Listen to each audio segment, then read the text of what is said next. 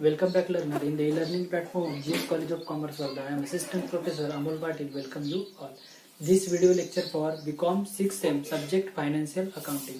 ये video lecture में हम एक और नया एग्जांपल डिस्कस करने वाले हैं, जिसमें एक और नया पॉइंट यहाँ पर ऐड हुआ है। उस पॉइंट को हमें डिस्कस करना है। तो ये जो नया पॉइंट हम सीखेंगे, यहाँ पर हमारा टोटली जितने भी पॉइंट है उतने पॉइंट यहाँ पर डिस्कस हो जाएंगे। तो चलो यहाँ पर देखते हैं कि एग्जाम्पल में क्या गिवन है। ये एग्जाम्पल आपको इस वीडियो के नीचे जो डिस्क्रिप्शन बॉक्स में लिंक है, उसे डिस्क्रिप्शन बॉक्स में मिलेगा, उसको डाउनलोड कीजिए और मेरे साथ एग्जाम्पल को सॉल्व कीजिए।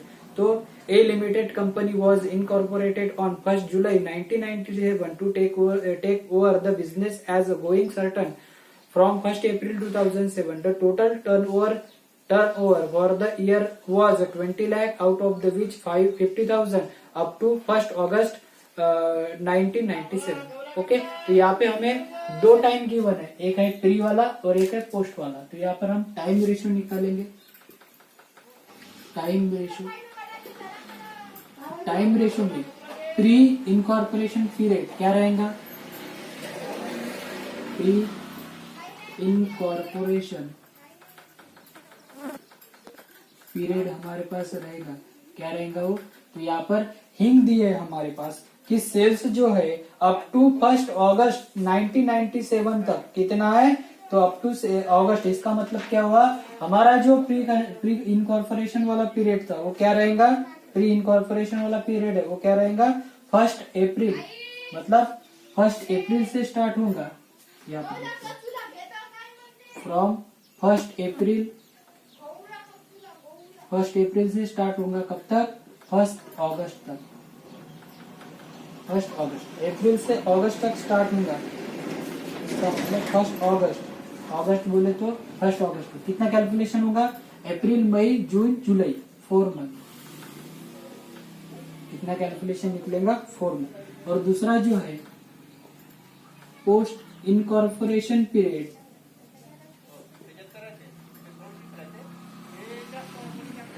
पोस्ट इनकॉर्पोरेशन पीरियड, उसका कैलकुलेशन आएगा from 1 August to 31 March. 1 August to 31 March, तो ये कितना हो जाएंगे? 8 मंथ। कितना हो जाएगा? 8 मंथ। तो हमारे पास टाइम रेशियो निकल के आएगा, टाइम रेशियो निकल के आएगा कितना? 4:8। इसका मतलब 1:2। जो टाइम रेशियो हमारे पास निकल के आएगा वो कितना आएगा? 1:2। दूसरा हमारे पास है सेल्स रेशियो। दूसरा हमारा क्या है? Sales ratio. तो हमारे पास टोटल सेल्स गिवन है, टोटल सेल्स गिवन है 20 लाख। टोटल सेल्स गिवन है 20 लाख। तो यहाँ पर हमें 2 लाख, टोटल कितना है? 2 लाख। टोटल सेल्स गिवन है हमें 2 लाख। और उसने क्लियरली मेंशन किया है अगस्त वाला पीरियड, इसका मतलब प्री पीरियड वाला जो सेल्स है, प्री पीरियड वाला जो सेल्स है वो कितना है? 50,000, आउट ऑफ विच, मतलब इसमें से कितना? 50,000 इसका है। तो पोस्ट का कितना होगा? पोस्ट पीरियड वाला सेल्स बनेगा 1,50,000। ओके, तो इसको सॉल्व करेंगे तो ये कितना हो जाएगा? 5 और ये हो जाएगा 15। मतलब 5 1 जा 5, 5 3 जा 15। तो ये बन जाएगा हमारा सेल्स रेशियो कितना? 1:3। ठीक है, दो रेशियो हमने डिवाइड कर दिए। पहला रेशियो हमने निकाला कौन सा? Time ratio. और दूसरा रेशियो निकाला सेल्स रेशियो। देन उसके बाद हमारे पास एक एग्जांपल में यह है कि इंटरेस्ट टू वेंडर। ओके, उसका भी पीरियड हमें निकालना पड़ेगा। 3 वाला कैलकुलेशन, इंटरेस्ट टू वेंडर को जो इंटरेस्ट देना था उसका भी कैलकुलेशन हमें करना है। तो इसका जो कैलकुलेशन निकलेगा उस पीरियड का कैलकुलेशन, तो यहाँ पर हमने क्लियरली मेंशन है कि interest to vendor from 1 April to 31 August. 31 अगस्त तक हमें क्या करना है?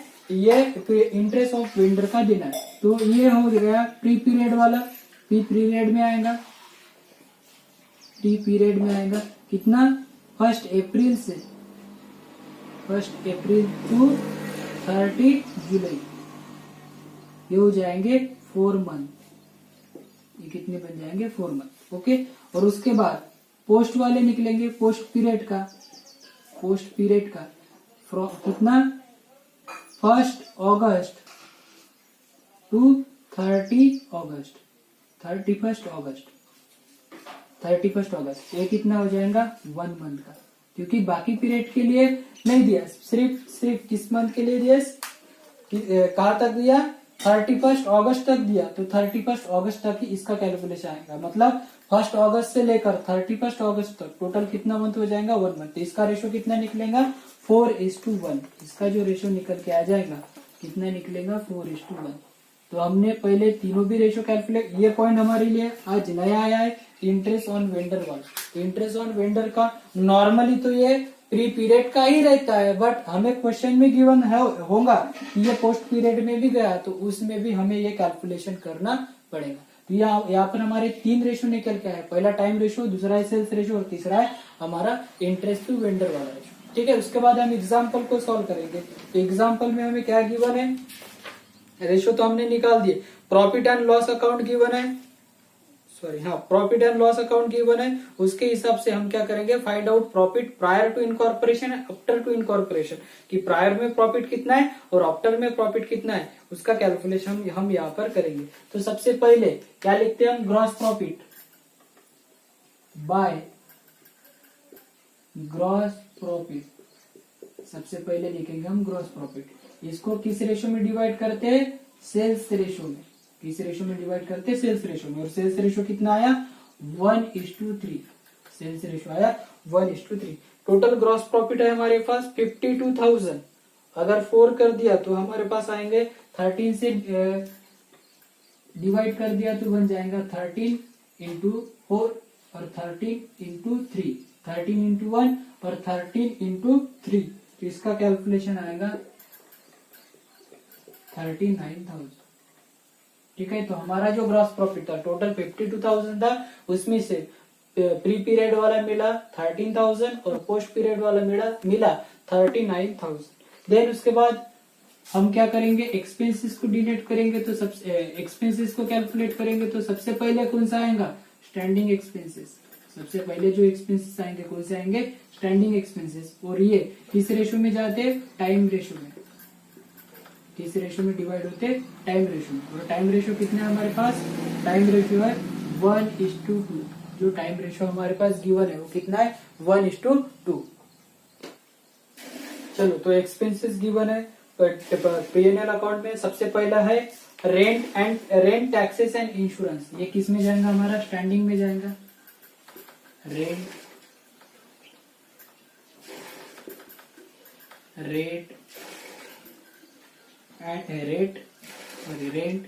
Tax and insurance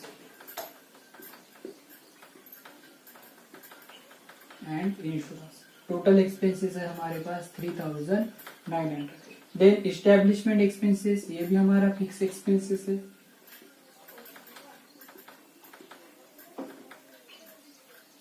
establishment expenses वो भी गिवन है 4,200 इस्टेब्लिशमेंट एक्सपेंसेस। देन कमीशन, ये हमारा कमीशन ऑन सेल्स सेलिंग वाला एक्सपेंसेस है, इसलिए यहाँ पर नहीं आएगा। डायरेक्टर फीस, ये हमारा अनकॉमन वाला एक्सपेंसेस है। ऑडिटर फीस यहाँ पर आएगा, ऑडिटर फीस हमारे पास गिवन है 240। देन बैड डेप्स हमारा कौन सा एक्सपेंसेस है, वेरिएबल वाला, यहाँ पर नहीं आएगा। डेप्रिसिएशन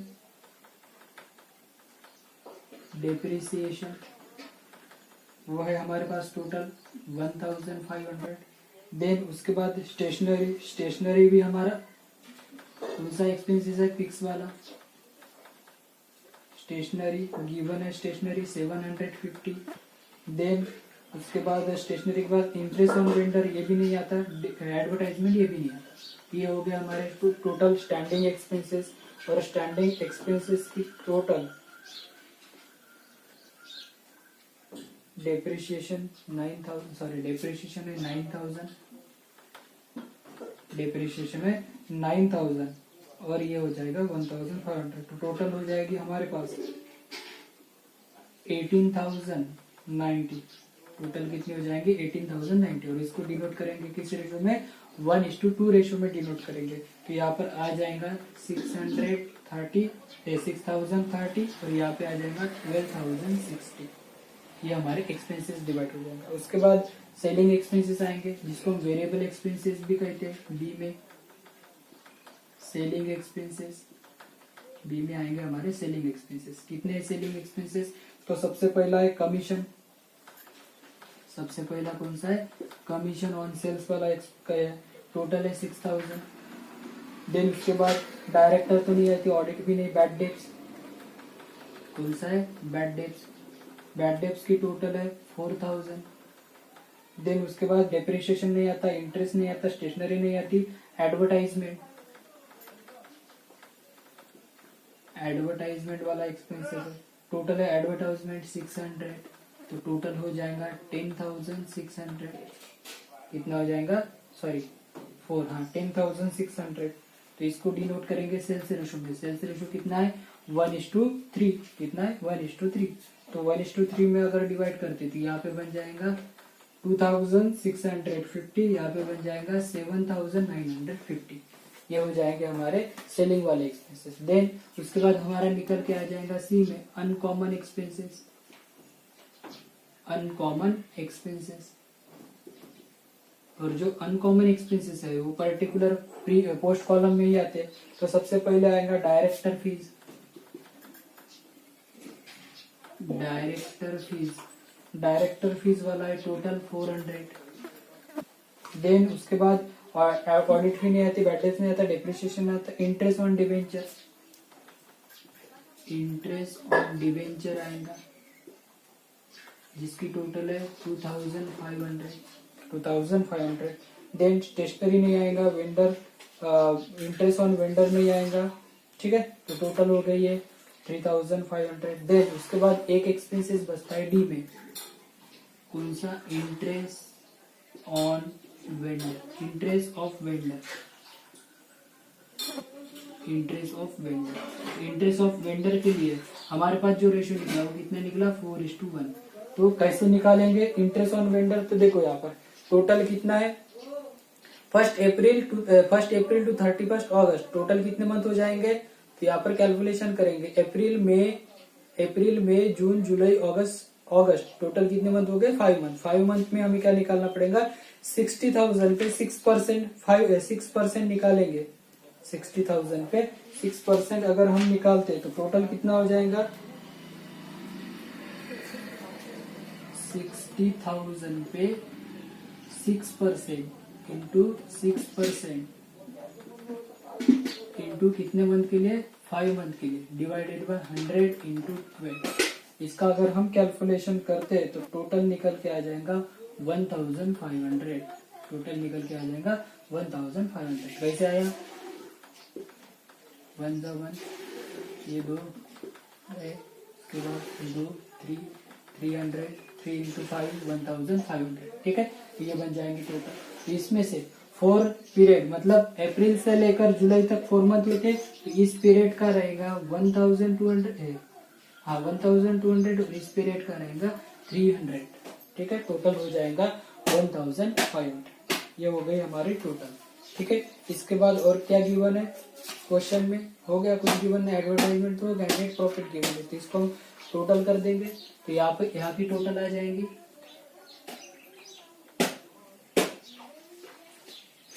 13,000 और यहाँ की टोटल आ जाएंगी 39,000। यहाँ की भी टोटल कर देंगे, यहाँ की टोटल है 13,000 और यहाँ के 39,000। तो हमारे पास नेट प्रॉफिट आएगा टू नेट प्रॉफिट हम निकालेंगे तो पहले पीरियड क्या आ जाएगा 3,120 और दूसरे पीरियड में आ जाएगा 15,790। ये हो गया हमारा नेट प्रॉफिट। फिर इसको हम क्या कर देंगे क्लोज कराएंगे, ठीक है। इस तरीके से हमने चौथा जो एग्जाम्पल था उसको भी हमने अच्छे से सॉल्व कर लिया। आप भी उसको अच्छे से देख लो ताकि आपको दिक्कत ना आ जाएगी। इंटरेस्ट ऑन वेंडर वाला पॉइंट अच्छे से क्लियर कर लो, ये आपको ज्यादा जरूरी है। ओके, बाकी का हम नेक्स्ट लेक्चर में देखेंगे।